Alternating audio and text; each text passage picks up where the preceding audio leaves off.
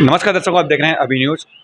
और जैसा कि आप जानते हैं कि मथुरा का एक प्रतिष्ठित वार्ड है, वार्ड संख्या 61, जिसे कि लोग चौबे के नाम से जानते हैं। और वो वार्ड इस समय प्रमुख रूप से बंदरों की समस्या से जूझ रहा है।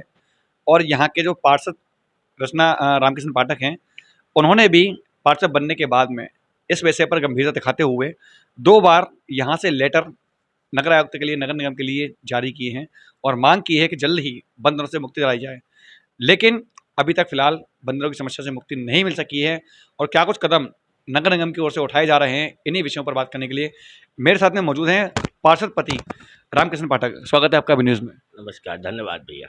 रामकृष्ण जी, मेरा सबसे बड़ा जो सवाल है, सबसे पहला सवाल यही है कि आप पार्षद बन चुके हैं, क्षेत्र के पार्षद आपकी धर्मपत्नी हैं रचना रामकृष्ण पाठक जी, और आपको जो जिम्मेदारी मिली है इस क्षेत्र में, आपने दावे किए हैं कि बंदरों से मुक्ति दिलाई जाएगी, जो गंदगी समस्या है उसे खत्म किया जाएगा। तमाम समस्याएं इस समय वार्ड में हैं भी। तो शुरुआत आपको जो मिली है वो कैसी मिली है, आपके द्वारा प्रयास किए जा रहे हैं, क्या प्रयास किए जा रहे हैं, और सबसे बड़ी बात कि बंदरों से मुक्ति के लिए आपके द्वारा 2 बार लेटर लिखे गए, उन पर अभी तक क्या अमल और क्या कार्रवाई की गई? सर्वप्रथम तो वार्ड की जनता के असीम प्यार और कार्यकर्ताओं की मेहनत और पार्टी नेतृत्व के विश्वास के द्वारा, इस जनता के द्वारा जो अपार जन समर्थन के द्वारा हमको जो जिम्मेदारी दी है, हमको अपने दायित्वों का, अपने कर्तव्यों का और जनता की अपेक्षाओं का अक्षरश ज्ञान है। हमको एहसास है जनता का यह वह प्यार विगत कार्यकालों में अभावों और संघर्षों के बाद में जब जनता ने ये महसूस किया कि एक ज़मीन से जुड़ा हुआ जनप्रतिनिधि हमको चाहिए, तो जनता ने पुरजोर समर्थन भारतीय जनता पार्टी में विश्वास किया। और इस क्षेत्र में 30 वर्ष बाद भारतीय जनता पार्टी का कमल खिला। यह एक जनता का अटूट विश्वास हमारे कंधों पर एक जिम्मेदारी का एहसास भी कराता है। निश्चित रूप से इसमें कोई दो राय नहीं है। विभिन्न समस्याओं की तरह वर्तमान में चौबियापाड़ा और मैं तो कहूँ वृंदावन, मथुरा, इस संपूर्ण ब्रज की एक जो हिंसक बंदरों की समस्या है, यह समस्या बड़ी समस्या है। भारतीय जनता पार्टी शासित बोर्ड, भारतीय जनता पार्टी के यशस्वी महापौर विनोद अग्रवाल जी के नेतृत्व में पहली ही बैठक में हम लोगों ने ये महसूस किया। और क्योंकि हमने जनता के बीच जब चुनावों में गए थे, तो हमने खुले दिल से ये बात भी की थी जनता से कि हम अपने प्रयासों में कोई कोताही नहीं बरतेंगे। उसी के अनुरूप पहली बोर्ड बैठक में पूरे सदन ने, मेरी पत्नी श्रीमती रचना पाठक ने जब यह प्रस्ताव एक ध्यानाकर्षण प्रस्ताव के रूप में सदन की बैठक में रखा, तो 70 पार्षदों ने खड़े होकर और इवन मंचासीन माननीय महापौर जी और आयुक्त जी ने भी इस विषय को स्वीकार किया कि बंदरों की समस्या इस समय मथुरा में बहुत बड़ी है और इसका एक रेगुलर व्यवस्था के साथ में निदान होना चाहिए। उसके लिए हम सब लोग प्रयासरत हैं। एक माह पूर्व जब बैठक हुई थी, उसके बाद एक माह पूर्ण हुआ, तो हमने कल भी पुनः जिलाधिकारी मथुरा से भी इस विषय में बात की। उनको भी एक पत्र सौंपा है, इसकी प्रति आप लोगों के पास उपलब्ध है। और हमने महापौर और आयुक्त महोदय से भी इस विषय में बात किया है। वह सभी लोग गंभीर हैं।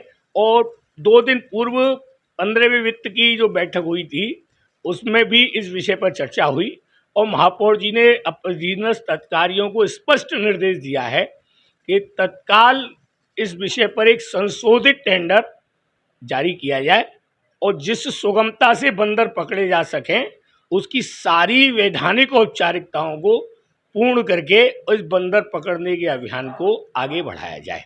रामकृष्ण जी, यहाँ पर पूछना चाहूँगा कि इससे पहले भी एक बार टेंडर हुआ था कुछ समय पूर्व ही, लेकिन उस टेंडर में एक भी आवेदन नहीं आ पाए। एक बार पुनः टेंडर की प्रक्रिया आप बता रहे हैं कि जारी कर दी जाएगी, जैसा कि आपको ज्ञात हुआ है।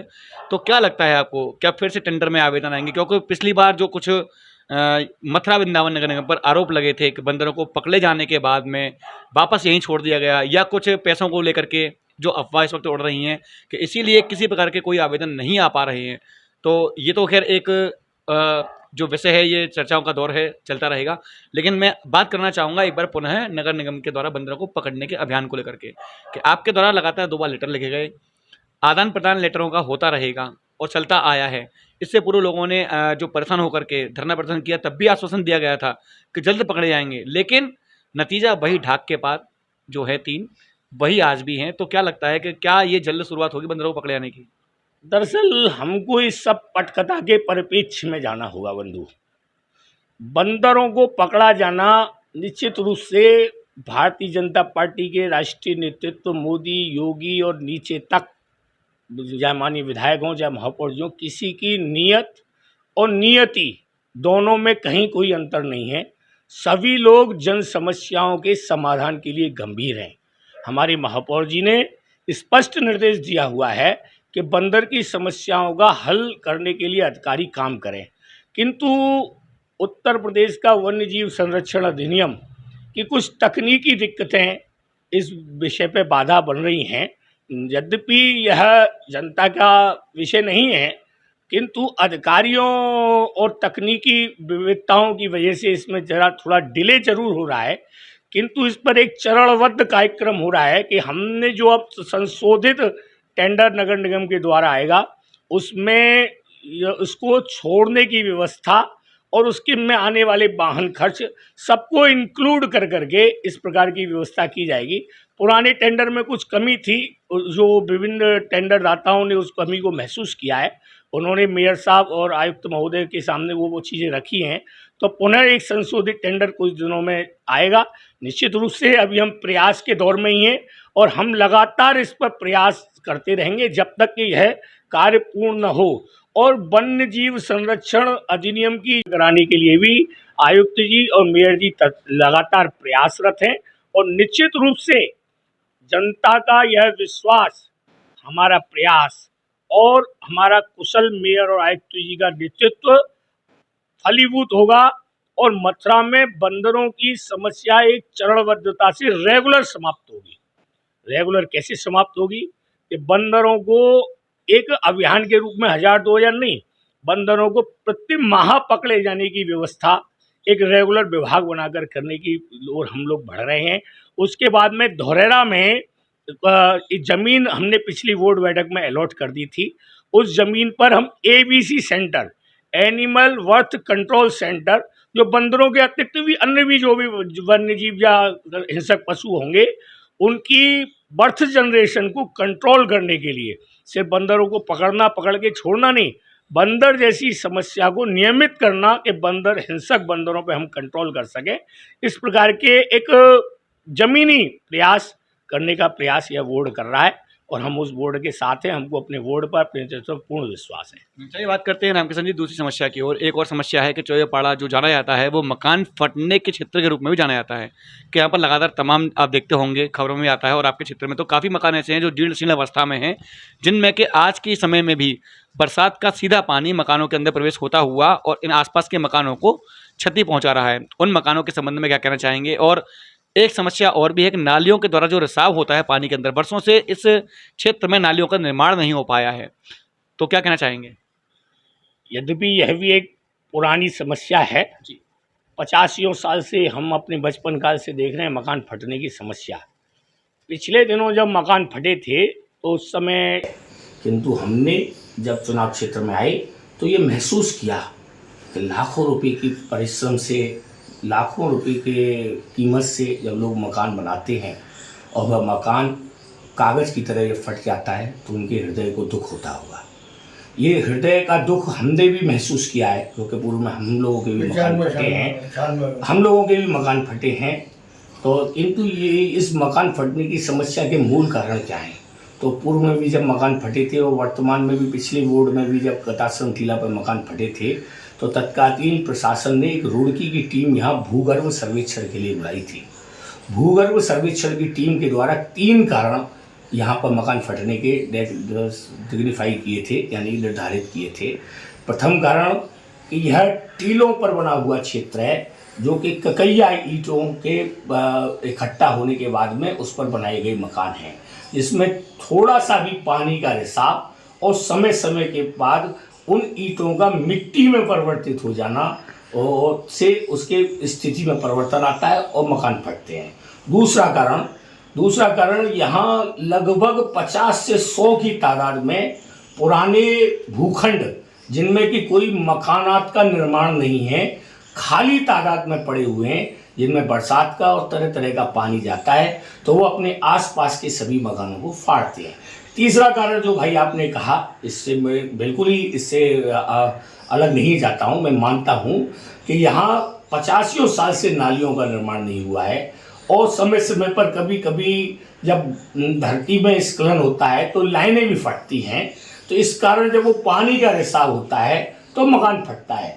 तो हमने प्रथम चरण में, अभी जो दिवाली पे हमारा निर्माण का चरण आ रहा है, तो हमने मॉडल के रूप में 2 मोहल्ले, पूर्व में भी हमने इस अपने भाजपा के कार्यकाल में कपूरन घाटी जो मोहल्ला है वहाँ भी बहुत मकान फटते थे, एक मॉडल के रूप में नालियाँ और ओपन लाइन और सड़क का निर्माण कराया था। और अब वर्तमान में भी हमने जो अपने प्रस्ताव दिए हैं निर्माण के, मैं आपको उसकी कॉपी दूंगा। हमने जो छोकापाड़ा मोहल्ला है, जो कि विगत दिनों 6 माह पूर्व मकान फटे थे, वहाँ की नालियाँ और उसकी सड़क के साथ साथ उनके सीवर के चैम्बरों का भी निर्माण सुनिश्चित किया है। हम भी प्रतिबद्ध हैं, लोगों से करबद्ध निवेदन करेंगे, जैसे चुनावों में उनके चरणों में सिर रगड़ा है, ऐसे जाके उनके चरणों में नाक रगड़ेंगे, क्योंकि मूलतः यहाँ नाली न बना देने के पीछे घरों के चबूतरे खाते हैं। उनसे निवेदन करेंगे कि मकानों की कीमत पर चबूतरों को न बचाया जाए, और उनसे बरसी अपील करेंगे, स्थानीय लोगों से भी निवेदन करवाएंगे कि मकानों को बचाने के लिए थोड़ा थोड़ा चबूतरों को एडजस्ट करना पड़ेगा और नालियाँ बनने दीजिए। मॉडल रूप में यदि छोकापाड़ा रतनगुंड में हम कुछ नालियाँ बना पाए तो निश्चित रूप से पूरे वार्ड में जहाँ जहाँ टीले के क्षेत्र हैं वहाँ ओपन लाइन और नालियों का निर्माण कराने का पूरा प्रयास करेंगे। मीडिया के बंधु, जनता और हमारे कार्यकर्ता, सबका इसमें हमको सहयोग चाहिएगा। दूसरा जो पानी का विषय है कि हर घर जल योजना में 12 किलोमीटर की पानी की लाइन चौबियापाड़े के 2 वार्डों के लिए, जो पहले 3 थे अब वर्तमान में 2 वार्डों के लिए पास हो चुकी है। शीतला घाटी टंकी पर उसका काम चल रहा है। जैसे ही टंकी का निर्माण पूरा होगा, पूरे चौबियापाड़े में जहां जहां लोग चाहेंगे वहां ओपन लोहे की पाइपलाइन बिछवाना भारतीय जनता पार्टी सरकार की प्रतिबद्धता है, और हम इस प्रतिबद्धता को कायम रखेंगे। सिर्फ आवश्यकता है सकारात्मक नीति से जन सहयोग की। हम जनता से आह्वान करते हैं, आप जो भी अपेक्षाएं भारतीय जनता पार्टी शासन और हम उसके नुमाइंदों से करते हैं, हम आपकी आशाओं पर खरा उतरने के लिए 24 घंटे 24/7 आपके बीच में है। आप आदेश करिए, आप जो काम हमसे अपेक्षा करेंगे उस काम को पूर्ण करने के लिए प्रण प्राण से हम पूरी कोशिश करेंगे। तो दर्शकों, देखा आपने किस प्रकार से जो चतुर्वेदी समाज के जो प्रमुख रूप से चौबियापाड़ा क्षेत्र कहा जाता है, वार्ड संख्या 61, यहाँ के जो पति हैं रामकृष्ण पाठक, उनसे हमने चर्चा की यहाँ की प्रमुख समस्याओं को लेकर के, जिनमें से 2 समस्याएं बहुत बड़ी जो मथुरा की इस क्षेत्र की थी वो उठाई, जिसमें एक समस्या थी बंदरों की। तो उन्होंने बताया है कि इनके द्वारा लगातार शासन और प्रशासन को अवगत कराया जा रहा है कि इस क्षेत्र की सबसे बड़ी समस्या बंदरों की समस्या है, जिसके निदान के लिए वो प्रयासरत हैं और 2 बार लेटर भी जारी कर चुके हैं अपनी पत्नी के पार्षद बनने के बाद में। जिसके बाद में दूसरी समस्या आई थी कि जो मकानों के फटने की समस्या है और पानी की समस्या, जिसके बारे में उन्होंने बता दिया है कि कुछ समय के बाद में जब दीपावली में निर्माण का दौर शुरू होगा, तो दीपावली के समय पर जब निर्माण का कार्य चालू होगा तो समूचे क्षेत्र में जहाँ जहाँ पर लोग कहेंगे, जहाँ जहाँ पर लोगों की आवश्यकता होंगी, इनके पास में अपनी शिकायतें लेकर के आएंगे या उनके द्वारा बताया जाएगा, उन्हीं स्थानों पर ओपन पाइपलाइन। और साथ के साथ में लोगों से एक अपील की है जो कि बड़ी ही अपनी इच्छाओं को रखते हुए की है कि आप लोग भी इनका सहयोग करें, तो प्रत्येक जो मकान है उनके आगे नालियों का निर्माण होगा, जिससे कि मकानों के फटने की संख्या में कमी आएगी। तो इन समस्याओं के साथ में हमने इनसे चर्चा की है। ऐसी समस्याओं को लेकर के अन्य पार्षदों के साथ में लगातार हम बात करते रहेंगे, लेकिन फिलहाल के लिए इतना ही। मैं अपने सहयोगी अनुज के साथ गोपाल चतुर्वेदी, अभी news. KD medical college hospital and research centre, जहां एक की छत के नीचे ब्रजवासियों को मिलेगा संपूर्ण रोगों का इलाज, वो भी रियायती दरों पर। अत्याधुनिक सुविधाओं से लैस operation theatre, MRI, CT scan, colour doppler, ultrasound, digital x-ray, echo, सभी प्रकार की खून और पेशाब की जांचें, न्यूरो से संबंधित रीढ़ की हड्डी व दिमाग के ऑपरेशन, ब्लड प्रेशर व पेट से संबंधित सभी रोगों का इलाज, ब्लड बैंक, डायलिसिस व एम्बुलेंस की सुविधाएं, इमरजेंसी सेवाएं 24 घंटे उपलब्ध। OPD सुबह 9 बजे से लेकर 4 बजे तक। KD medical college hospital and research centre.